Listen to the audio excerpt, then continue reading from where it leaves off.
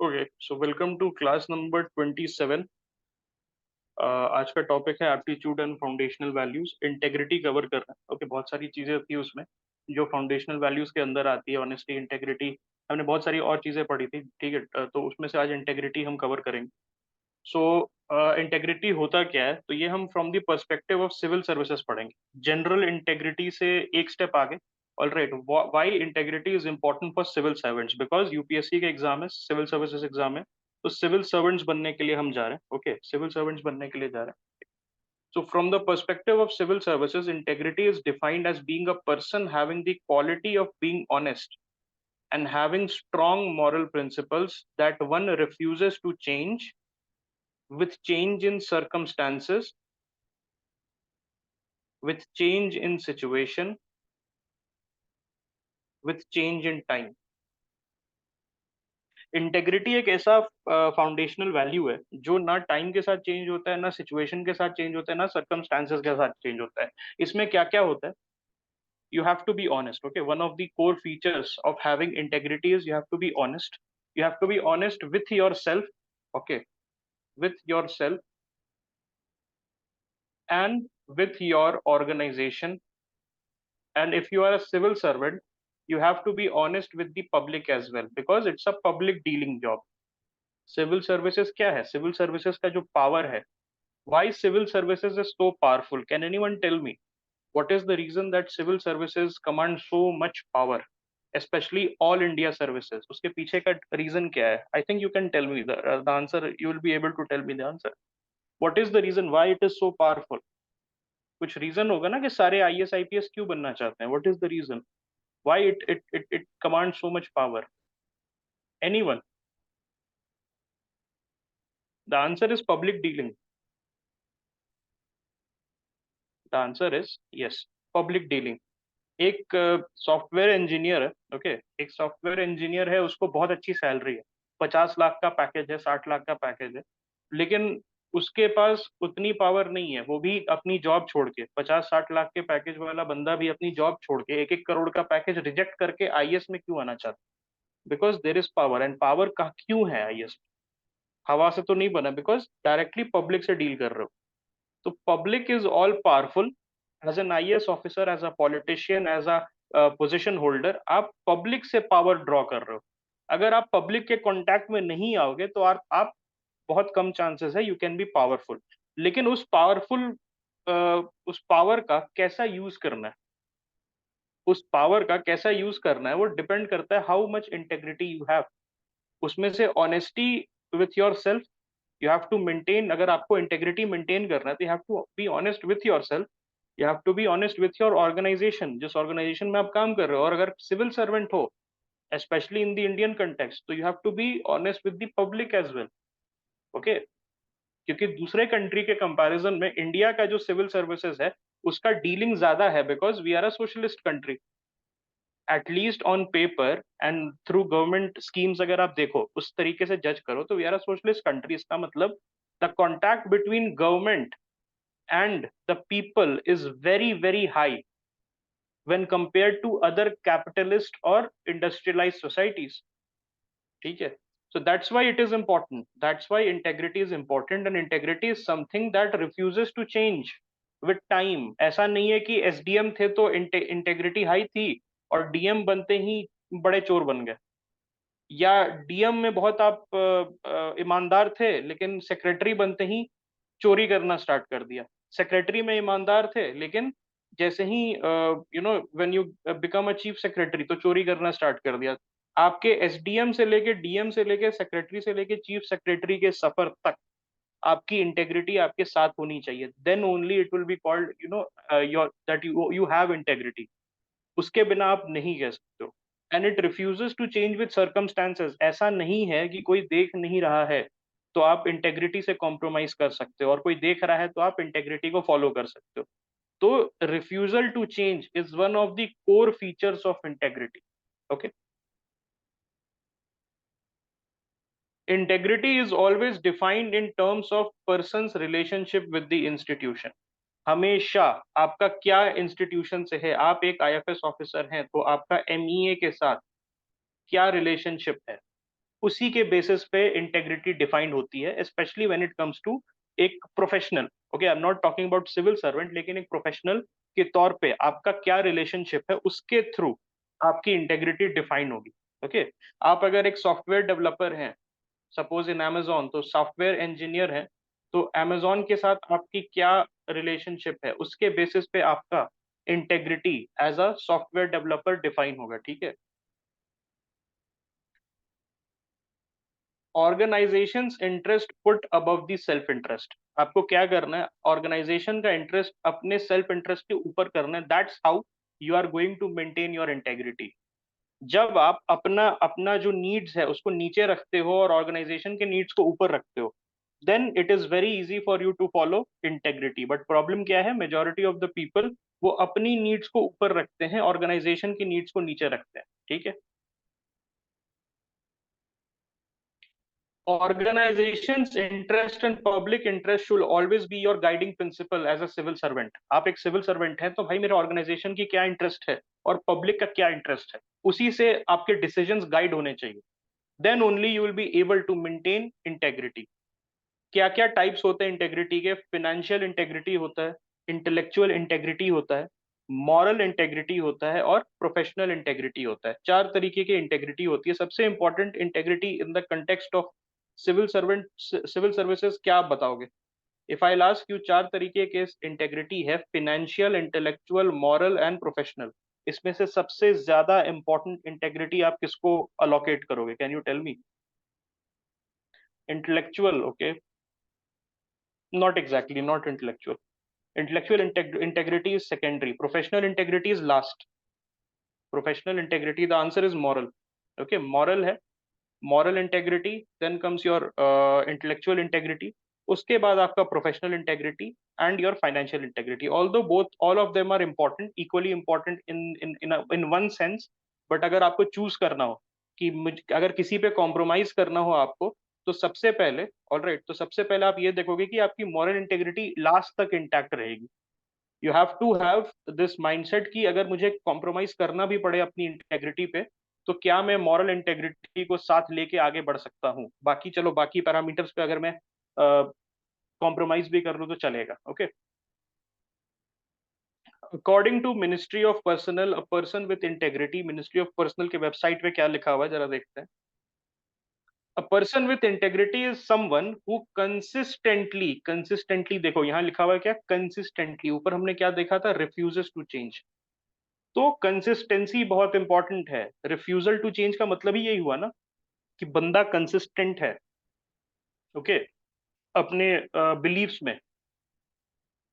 So ministry of personal बोल रहा है कि जो person with integrity, he is consistent in his behaviour in an open, fair and transparent manner. He is behaving in a open, fair and transparent manner.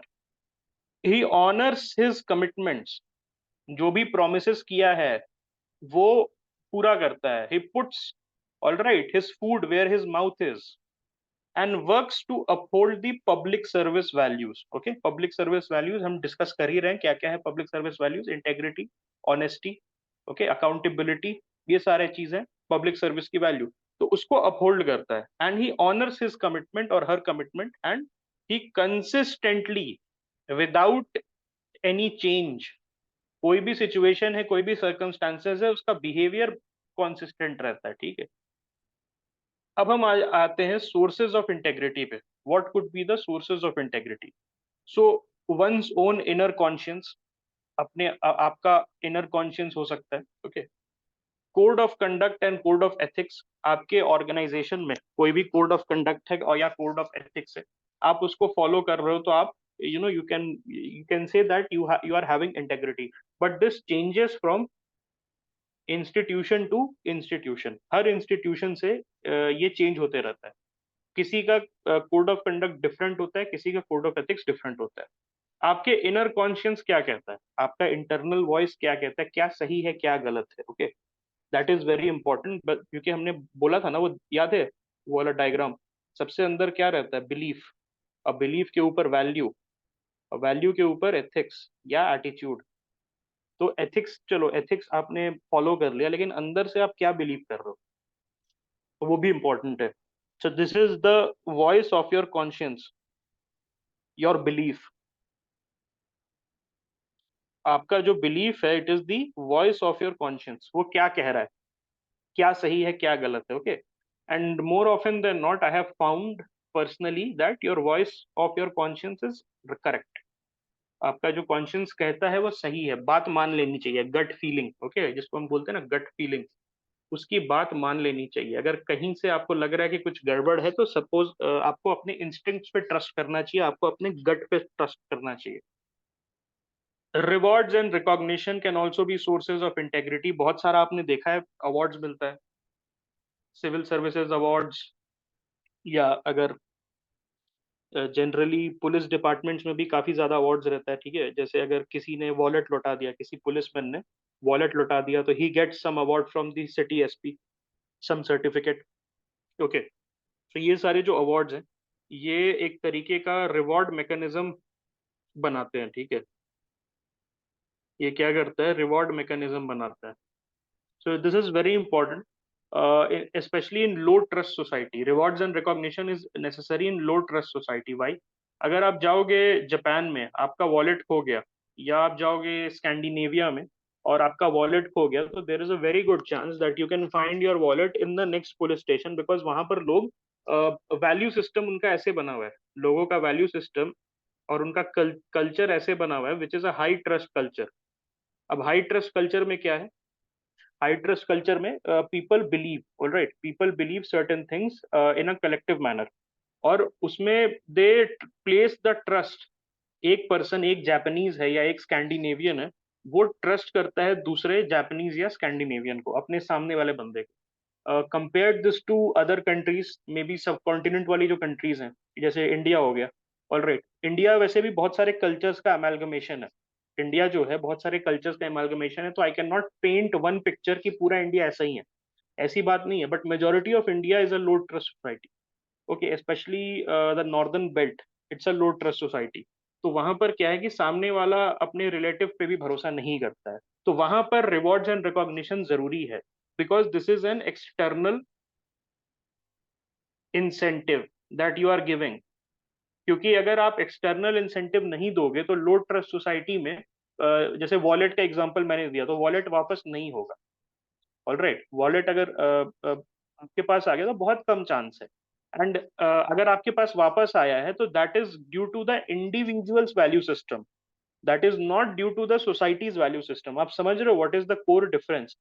Society का value system Japan में काम कर रहा है, बिकॉज वहां पर आपको पता है, अगर आप अपना मैकबुक छोड़ के जाओगे या आईफोन छोड़ के जाओगे, तो कोई उठाने वाला नहीं है.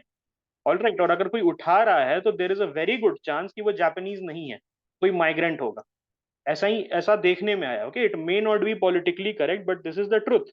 आप अगर सपोज स्वीडन वगैरह में छोड़ के चले जाओ, तो अगर कोई उठा रहा है, तो कोई स्वीड नहीं होगा. ओके, कोई स्वीड आपका आईफोन या वॉलेट नहीं उठाएगा. देर is a very good chance कि कोई दूसरे कल्चर का बंदा है, who is from a low trust society. Okay, जहां पर एक दूसरे पे ट्रस्ट प्लेस नहीं किया जाता है. तो उन सोसाइटीज में जहां पर लो ट्रस्ट सोसाइटी है, okay, where it is low trust society, तो वहां पर एक्सटर्नल इंसेंटिव्स की जरूरत पड़ती है. ऑलराइट, वहां पर लोगों को बताना पड़ता है कि अगर आप अच्छा बिहेव करोगे तो ये अवार्ड मिलेगा. दैट्स वाई ये जरूरी है. Then learning from peers and role models बहुत इंपॉर्टेंट है, स्पेशली सिविल सर्विसेज में. This is very necessary. आप जाओगे आईएएस बन के, आईपीएस बन के, तो एक पक्का डीएम जरूर आपको मिलेगा, या एक एसपी जरूर मिलेगा, या एक कोई सेक्रेटरी जरूर मिलेगा, जिसको आप अपना आइडियल मानोगे, because he is known for upright conduct. He और she will be known for their upright conduct. और आप उनको रोल मॉडल मान के कि ये सर ने तो बहुत ज्यादा, या ये मैडम ने बहुत ज्यादा प्रॉब्लम्स झेली, लेकिन फिर भी अपने इंटेग्रिटी से कॉम्प्रोमाइज नहीं किया. ओके, अपने इंटेग्रिटी से कॉम्प्रोमाइज नहीं किया, तो they can be my role model, because मैं भी ये सोच के आई हूं या आया हूं कि मुझे भी अपने इंटेग्रिटी से कॉम्प्रोमाइज नहीं करना है, मुझे भी चोरी नहीं करनी है, मुझे भी लोगों को चीट नहीं करना है. तो भाई, अगर कोई सामने आपके रोल मॉडल कोई नहीं है, अगर top to bottom from the chief secretary to the patwari to the tehsildar to the clerk is corrupt, तो आपका मॉरल, अगर आप बीच में, आपको मैं इंसर्ट कर दूं एज अ एसडीएम और एज एन एडीएम और एज अ बीडीओ, फिर क्या होगा? आप देख रहे हो कि ऊपर भी चोर नीचे भी चोर, तो आपका moral, your moral will be, it will collapse. तो इसीलिए, लेकिन देखोगे एज एन एसडीएम कि नहीं यार, ये डीएम सर हैं, बहुत प्रॉब्लम झेल के, लेकिन फिर भी ऑनेस्टी बरकरार रखी है इन्होंने। ऑल राइट, सो आप इनको रोल मॉडल मान के आगे बढ़ सकते हो। Your moral will be upright कि नहीं, मैं इनके तरह रहूंगा, या इन इन इन मैडम की तरह मैं भी आगे बढ़ूंगा, ठीक है। And it is very easy to find such people, you won't believe. ऐसे तो there is a very popular believe कि सब चोर हैं, but this is not the case. In every cadre, in every cadre आप अगर देखोगे तो there will be, you will find good number of officers, ठीक है। I know people from the 60s and 70s, okay, जो मेरे father के super seniors थे, मेरे फादर के सुपर सीनियर्स, मतलब when he join the service, तब वो उस समय सीनियर थे, then within 5-6 years they retired. तो आज भी मेरे फादर बताते हैं that dry honest, he uses a word dry honest, मतलब किसी तरीके का कुछ नहीं लेना, किसी तरीके का घूस नहीं लेना, किसी तरीके का अनड्यू इंसेंटिव नहीं लेना। जो सैलरी छोटी मोटी थी, ओके, उस समय सैलरी भी बहुत अच्छी नहीं थी, third fourth and fifth pay commission तक सैलरी अच्छी नहीं थी, सेवेंथ पे कमीशन में अच्छी हुई है, सेवेंथ पे कमीशन में एक्चुअली बहुत अच्छी हो गई है salary, but third fourth and fifth pay commission में सैलरी अच्छी नहीं थी सिविल सर्वेंट्स की। Okay, they used to get around, maybe IPS officers used to get around 30-40 के, दैट्स इट। 30-40 हजार की सैलरी थी, आज के डेट में 3 लाख रुपए हो गई है monthly for higher position, okay. लेकिन उस समय 30-40 थाउजेंड में भी लोग ऐसे थे जिन्होंने अपना घर चलाया है, और आप उनको देख के अपने रोल मॉडल मान के, and you can also, all right, you can also do this. And why I am saying 60s and 70s, what is the reason? Because उस समय अकाउंटेबिलिटी उतनी थी नहीं, there was a lack of accountability, लोग पकड़े नहीं जाते थे। आज के डेट में विजिलेंस बढ़ गया है, इतने सारे एक्ट्स आ गए हैं, सीबीआई बहुत अलर्ट हो गई है, आपके कंप्लेंट सीरियसली लिए जाते हैं, ओके, फिर भी लोग बच जाते हैं, लेकिन बहुत ज्यादा। आज के डेट में अगर आप देखो तो at present more than 100 IAS officers are under ED scanner, are under Lokpal scanner, are under CBI scanner. So this is a huge thing. But back then in the 60s and 70s nobody cared. It was a बंदर बाट, it was a total बंदर बाट। लेकिन फिर भी 60s and 70s के IAS IPS officers, they manage to maintain their integrity. उस समय तो इंसेंटिव था ना कि कुछ भी कर लो, कितने भी पैसे चबा जाओ, कोई देखने वाला नहीं है, बिकॉज हमारा विजिलेंस स्ट्रक्चर वॉज जीरो। उस समय क्या था? Vigilance structure was zero, there was nothing in the name of vigilance structure, कोई नहीं पकड़ा जाता था, ऊपर से नीचे तक जो चोरी करे कोई नहीं पकड़ा जाता। बट फिर भी there were so many examples of people who held their own. उस समय भी जब लालच था, when there was greed, that okay, I will not get caught, I can amass a wealth of crores of rupees in those period, and nobody will bat an eye। आज के date में ना डर है, आज के डेट में खौफ है कि पकड़े जाओगे।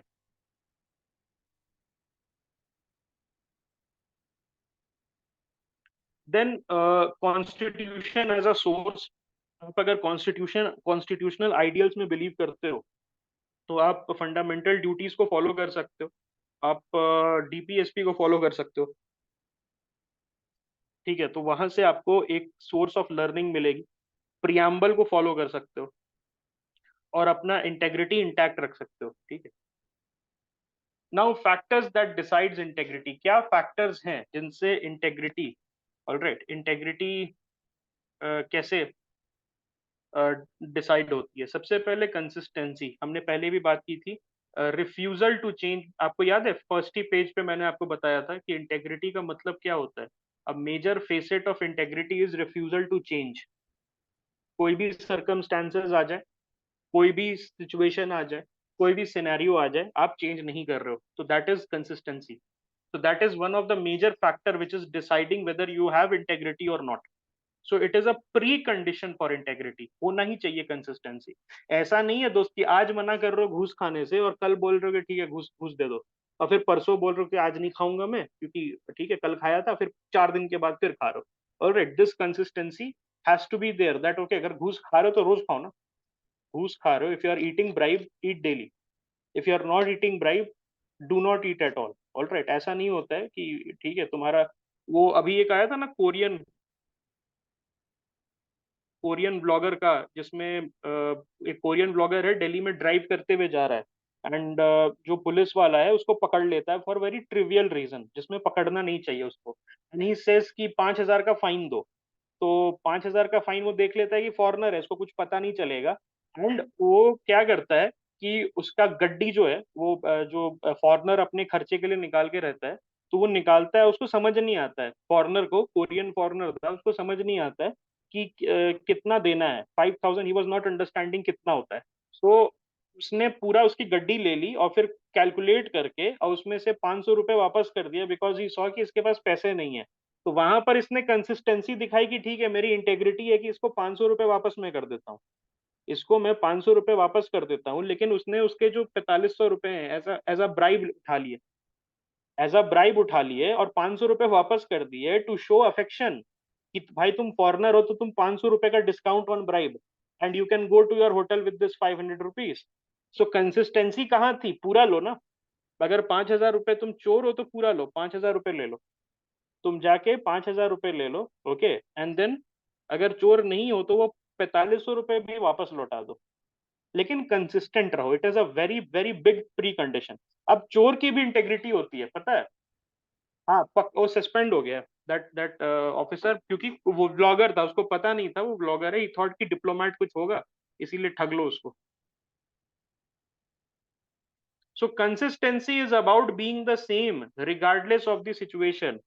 ऑलराइट, भाई पुलिस तो बदनाम है, पुलिस पुलिस उनके वजह से नहीं बदनाम है, पुलिस ऐसे भी बदनाम है, ओके, मेरा कुछ हाई ओपिनियन नहीं है। Okay, consistency is about being the same regardless of the situation.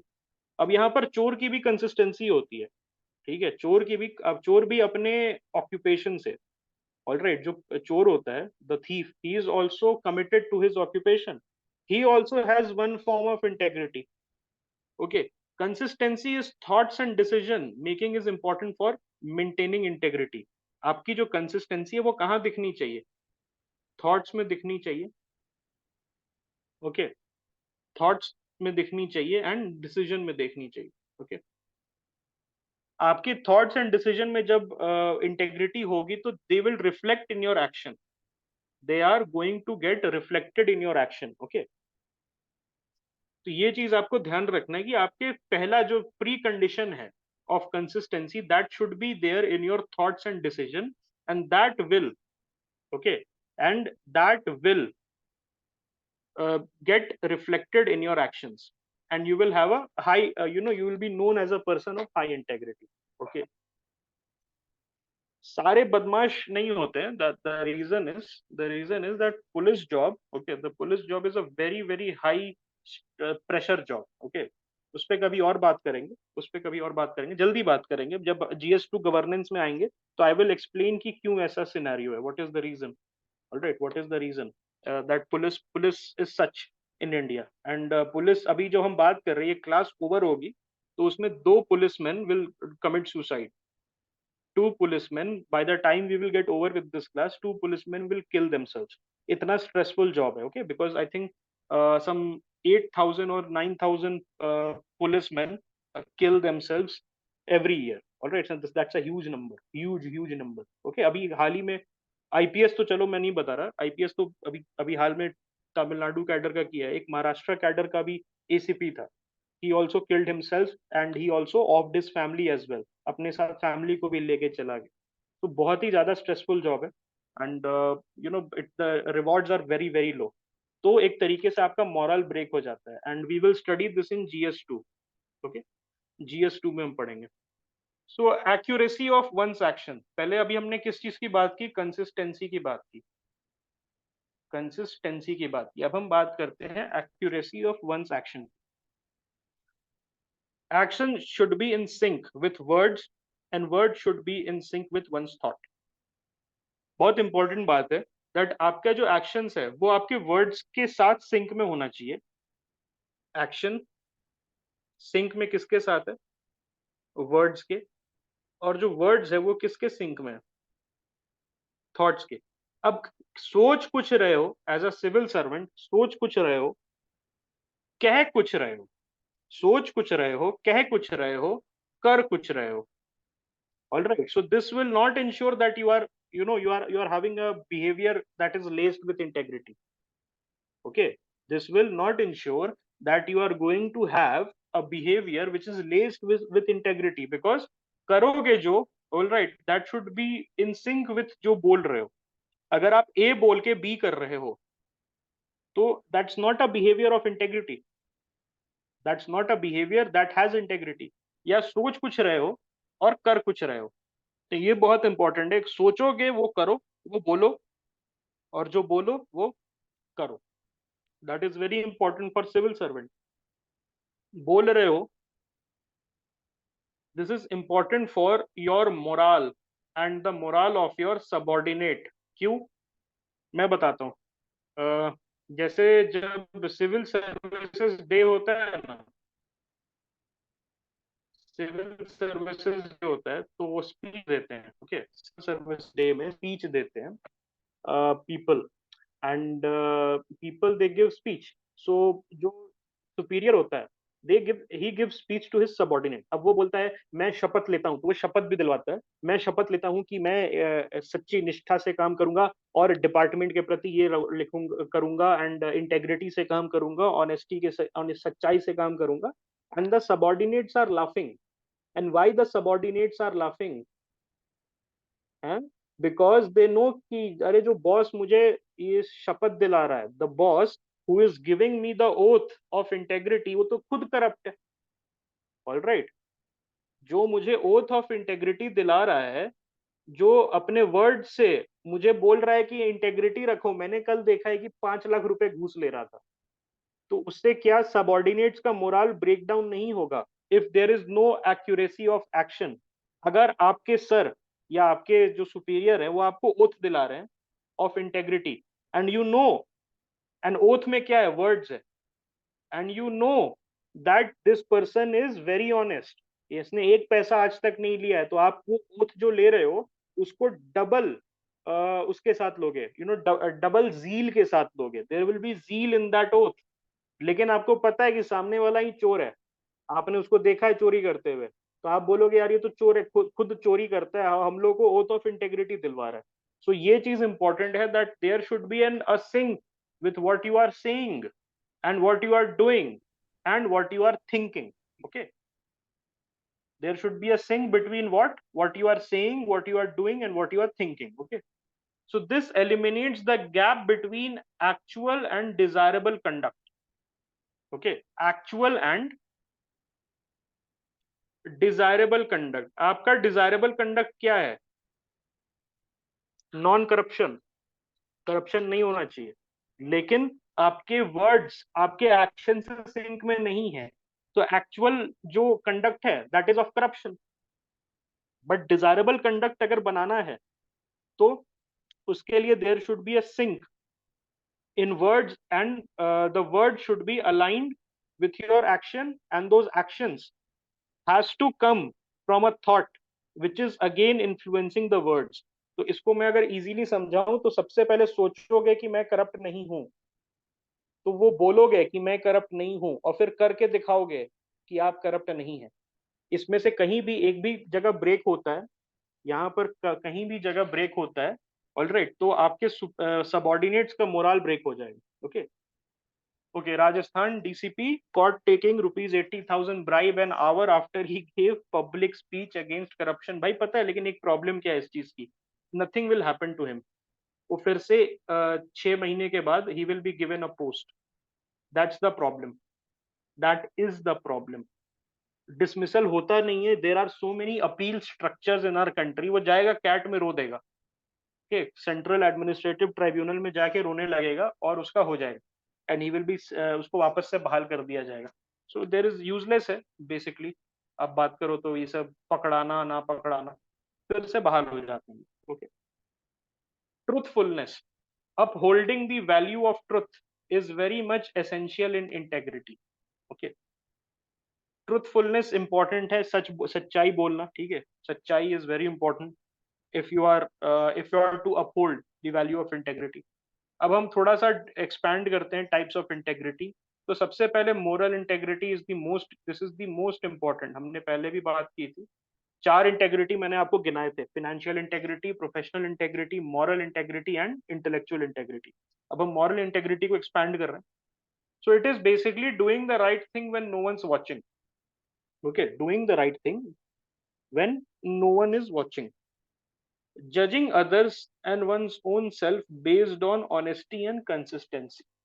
Okay, judging others and one's own self based on honesty and consistency. आप अपने आप को जज कर रहे हो, आप सामने वाले को जज कर रहे हो based on consistency and honesty. Consistency क्या था फ्रेंड्स? कंसिस्टेंसी क्या था with regards to integrity? A precondition, yes और नो, मतलब होना ही होना है। अगर इंटेग्रिटी अगर आपको करना है तो there should be a what, a refusal to change. There should be a refusal to change, हमेशा याद रखना। Consistency is very important and consistency means refusal to change with a change in situation. Okay, ethics में suckers वाली vibe आ रही है। देखो एक चीज बताता हूँ आपको। I have seen everything. Okay, I have seen everything. I have seen people being extraordinarily corrupt, and I have seen people being honest with their job, being honest with the public, and ultimately, all right, ultimately, it is the people who are honest. They live a fulfilling life. अगर बहुत ज्यादा पैसे कमा लोगे ना, I know a person, एक बंदे की बात बताओ, let's say mister x, he's a person of hundreds of crores. Okay, he's a person of hundreds of crores. बहुत पैसा, दबा के पैसा, ऑल राइट, हाँ, हराम की कमाई है, दबा के पैसा है। इतना पैसा है कि मतलब होता है ना कि दिस इट्स डिसगस्टिंग। जितना पैसा उस बंदे के पास है, इट्स डिसगस्टिंग। ओके, वो होता है ना कि चलो ठीक है, इन भाई साहब, ये भाई साहब क्लर्क थे, पटवारी थे, तो 50 लाख रुपए कमा लिए या 1 करोड़ कमा लिए, तो उन्होंने घर बना लिया, ठीक है, तो वो देख के लगता है कि मतलब ठीक है, good for him, all right, किस्मत थी उसकी तो चोरी कर लिया इसने। बट कुछ लोग होते हैं जिनका पैसा देख के डिसगस्ट का फीलिंग आता है, मतलब इतने लोगों को लूटा होगा इसने, you just do a mental calculation and you से। बट इस बंदे के बारे में मैं बात बताता हूँ। ही इज अप्रोचिंग 60s, मतलब 60 साल के होने वाले हैं। एंड इनको रातों की नींद नहीं आती है। ओके, इन महाशय को रात की नींद नहीं आती है, परेशान रहते हैं। ओके, सो परेशान क्यों रहते हैं? What is the reason? That इतना पैसा हो गया इनके पास, अभी इनकी ना हेल्थ ठीक नहीं रह रही, थोड़ा सा हार्ट में ना पाल्पिटेशंस होते हैं, सो इनकी हेल्थ ठीक नहीं हो रही है, तो ही इज वरीड कि अगर अभी मर जाऊंगा तो मैं भोगूंगा कब? मतलब पूरे करियर में करप्शन किया, और अभी मैं मर जाऊंगा, या अभी if something is going to happen to me, तो मैं मजे कब लूंगा इस पैसे का, और उस पैसे को मैं ठिकाने कैसे लगाऊं? ठीक है, बिकॉज इन्हीं को पता है कि वो पैसा कहाँ है और वो पैसा कैसे है, ठीक है, राइट। तो ये सारी चीजें रातों की नींद नहीं आती है, राइट। नहीं भाई, वो एडिक्शन हो जाता है ना। गोल्डन गीज वाला सुना है स्टोरी? गोल्डन गीज, ऐसा आपको लगता है ना कि मैं 10 करोड़ रुपए चोरी कर लूं और दुबई भाग जाऊं, या 10 करोड़ चोरी चोरी करके जिनीवा भाग जाऊं, ऐसा भी लोग सोचते हैं। लेकिन गोल्डन गीज सिंड्रोम होता है, there is something called golden geese syndrome. उसमें क्या होता है कि सोने की मुर्गी अंडा देती है, सोने का। ओके, तो वो एक बार 5 करोड़ कमाए, तो लगता है यार ये तो दे रहा है, मैं पकड़ाया नहीं, राइट, मैं पकड़ाया नहीं, तो फिर से मैं करूंगा तो मैं पकड़ाऊंगा नहीं, फिर 5 करोड़ कमाए 1 साल में। फिर लगा यार इस बार भी नहीं पकड़ाया, ये तो सही चीज है, ये तो अंडे देती जा रही है। Okay, but it's disgusting and you will feel disgusted of your self. अगर अंदर से मॉरली पूरे बैंकरप्ट नहीं हो चुके हो, तो you will feel disgusted of your self. And trust me, थोड़ा सा टाइम लगता है, because I also see my piers, मेरे फादर के कलीग के जो बच्चे हैं, आई सी देम, ठीक है, बाहर जा रहे हैं टेनिस खेलने, एंड मैकबुक है, all right, and I have to do with this Lenovo, stupid Lenovo laptop. But there is a affection there from my end, there is an affection towards my father, and there is a, एक वो होता है ना, what you call that feeling, pride, that there is a pride कि मेरे बाप ने आज तक एक पैसा हराम का नहीं लिया. Although there were instances when he was offered, although there were instances when he was forced कि लेना पड़ेगा, ठीक है. So there was this pride. Okay, भले iPad नहीं है, सैमसंग का सस्ता टैबलेट है, भले मैकबुक नहीं है, या फॉरेन नहीं जा पाते हैं, कुछ नहीं, कोई दिक्कत नहीं है, ठीक है, जो 1.5 लाख 2 लाख की सैलरी है उसी में गुजारा करते हैं, but there is a pride, there is a pride कि नहीं, मेरा बाप ने चोरी नहीं की. सो वो आप रखोगे तो आपका भी जो बच्चा है वो, he will place trust in you and he is going to place pride. So don't say कि ethics sucker के लिए. All right, do not say this that ethics is for sucker. आगे बढ़ते moral integrity में तो having the courage to follow what we believe in our heart is right. Okay, आपको courage होना चाहिए. एंड यहाँ पर एक डिटैचमेंट की फीलिंग बहुत जरूरी है. डिटैचमेंट फ्रॉम प्लम पोस्टिंग हर जगह होता है दोस्त, ठीक है. ढूंढने से भगवान मिल जाते हैं, तो हर जगह करप्शन भी हो जाता है. So detachment from plum posting, detachment from rewards, तब जाके आपकी मॉरल इंटेग्रिटी इंटैक्ट रहेगी, तब जाके आपकी मॉरल इंटेग्रिटी इंटैक्ट रहेगी. अब हम आते हैं intellectual integrity. So being honest with own thinking while judging और मेकिंग जजमेंट. आपको ऑनेस्ट कब रहना है? जब आप कोई जजमेंट कर रहे हो, तब जाके, तो that is a prerequisite of intellectual integrity. This leads to true moral judgement and avoidance of false consciousness and ability to admit one's own mistake. Problem पता है क्या आती है? That civil servants in the pursuit of their ego, they double down on their own mistakes. They start doubling down. एक case आया था, मैं बताता हूँ यहाँ पर, एक बहुत इंपॉर्टेंट आपको मैं एग्जांपल देता हूँ. इसमें क्या है, ability to admit one's own mistake में क्या प्रॉब्लम आती है कि एक केस था आईपीएस का, from UP cadre Manilal Patidar. There was this person whose name was Manilal Patidar. अब Manilal Patidar was a young IPS, 24 साल की उम्र में आईपीएस बन गए थे. He had whole career in front of him. एक गलती क्या की उन्होंने, ऑलराइट, एक गलती क्या की उन्होंने कि घूस मांग लिया, ब्राइब मांग लिया एक बिजनेसमैन से, 7 लाख या 10 लाख रुपए का, 7-8 लाख ऐसे ही कुछ था. ओके, अब ये मनीलाल पाटीदार साहब को गलती मान लेनी चाहिए थी जब वो बिजनेसमैन ने मना कर दिया. बिजनेसमैन ने मना कर दिया, ही सेड कि मैं आपकी कंप्लेन कर दूंगा. ओके, मैं आपकी कंप्लेन कर दूंगा, एंड आगे आप देख लेना. तो rather than admitting his mistake कि हाँ मेरे से गलती हो गई, all right, rather than having his, he had a false consciousness, rather than admitting his own mistake, उन्होंने क्या किया कि इसको मरवा दिया, बिजनेसमैन को. Double down, he double down on his initial mistake. इनको समझ ही नहीं आया कि मैंने मिस्टेक कर दी है तो मैं सॉरी बोल दूं, या मैं अपने सुपीरियर्स को कॉन्फिडेंस में रख लूं, मैं अपने सुपीरियर्स को कॉन्फिडेंस में रख के आगे बढ़ूं. रादर देन उन्होंने मरवा दिया. Now he become a fugitive. इनके ऊपर शायद से एनएसए भी लग चुका है, and he has surrendered in court, और इनको डिसमिस कर दिया गया है आईपीएस से. अब इन पे मर्डर का केस लग रहा है, इन पे मर्डर का केस लग रहा है. तो अब अ मैन 24 साल में जो आईपीएस बन जाता है, he has 36 years of service. बहुत पॉसिबिलिटी थी that he would have retired as DGP and he would have a good service in front of him. But इन्होंने क्या किया कि he double down on his initial mistake, rather than keeping his superiors in confidence, इन्होंने अपनी ही mistake को दोबारा repeat कर दिया. सो ये भी इंपॉर्टेंट है. Okay, you have to admit your mistake अगर इंटेग्रिटी बना के रखनी है. ओके, प्रोफेशनल इंटेग्रिटी पे हम बात करते हैं. Upholding the code of ethics, norms and values of the respective profession. अब जिस भी प्रोफेशन में है उसके सर्टेन कोड ऑफ एथिक्स है, हमने बताया, कलेक्टिव कॉन्शियसनेस से बनता है ये, values and morals, and this is formed based on collective. There are certain norms and values of your profession. Doctor है तो डॉक्टर का यू टेक हिपोक्रेटिक ओथ जिसको बोलते हैं, राइट? एंड अगर आप पुलिस वाले हैं तो पुलिस का कोड ऑफ कंडक्ट होता है, आईएएस है तो आईएएस का कोड ऑफ कंडक्ट है, डिफरेंट कोड ऑफ कंडक्ट होते हैं।